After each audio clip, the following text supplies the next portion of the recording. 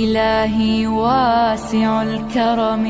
ورب البيت والحرم، إليك أتيت منكسرا منيبا أغبر القدم. إلهي واسع الكرم ورب البيت والحرم، إليك رحمه الله ayaa arkay nin meel fadhiyo aad u murugaysan markaasuu la fadhiisto wuxuu ku yiri murugtan ka muuqata waa maxay masiiba kugu dhacday markaasuu lahaa nin masiiba ku dhacday baan oo masiiba dadka kale aan ku dhicin waqtooda tu ka weyn ma kugu dhacday markaasuu lahaa inna lillahi wa inna ilayhi raaji'uun oo masiibada kugu dhacday maxay tahay buu ku yiri markaasuu yiri dadkii aniga noqono waan kala baxnay dadkii oo cid aan la heshiisahay iyo cid ila heshiisa ma jirta buu hooyaday waa dagaal baa naga dhaxdhacay aabahay waan isdirirnay reerkaygi waan kala tagnay qaraabadii waan kala tagnay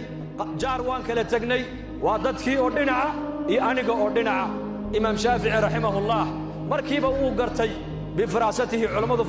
faraasay lahaayeen nuur al-iimaan iyo nuur al-basiir ay lahaayeen wuxuu arkay markiiba addoonkan isagii ilaahay xiriirka u dhaxeeya inuu go'an yahay ama uu yahay daciif markaasuu ku yidhi su'aal ma ku weydii buu ka yidhi wuxuu 100 qof